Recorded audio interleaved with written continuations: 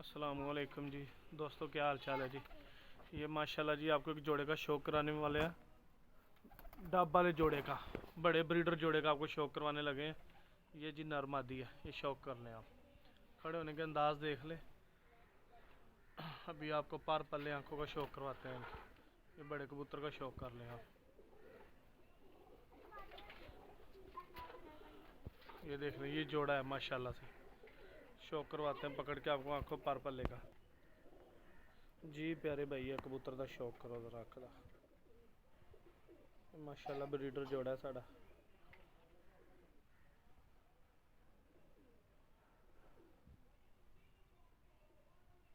अख दा शौक कर लो। मैं दूसरी साइड तो तुहानू शौक करवावां अख दा।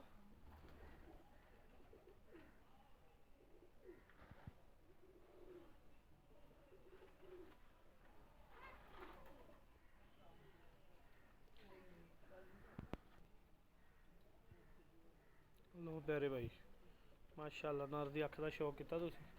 ए वेख लो, कबूतर दे पर दा शौक करो, कैसे शानदार पर है।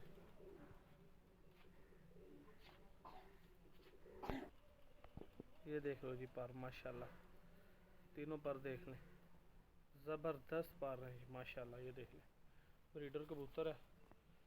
ये दुम देख लें आप, इसके दुम का शौक कर लें। ये पंजे हैं। मादी का शौक करवाते हैं आपको। लो प्यारे भैया, मादी का शौक कर लो। और नरसी है, मादी है, पर दा शौक कर लो।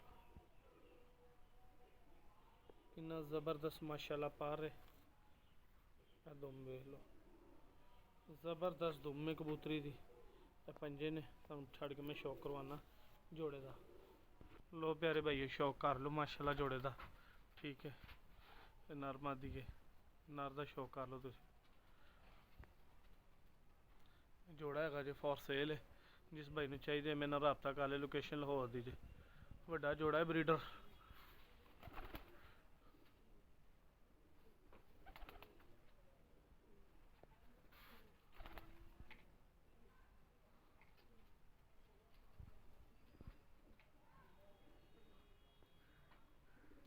अंडे बच्चे ब्रदर गारंटी हर चीज़ की इंशाल्लाह इन्हां दी।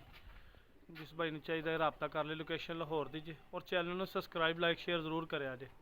पिजन टाइम बायो मैर के नाम तो मेरा चैनल है। चैनल में सबसक्राइब लाइक शेयर जरूर करें जे सारे भाई। सारे भाइयों का बहुत शुक्रिया। जोड़े का शौक किया, ब्रीडर जोड़ा है। ये वेख लो, खड़े होने अंदाज, जबरदस्त अंदाज ने इन्हां दे।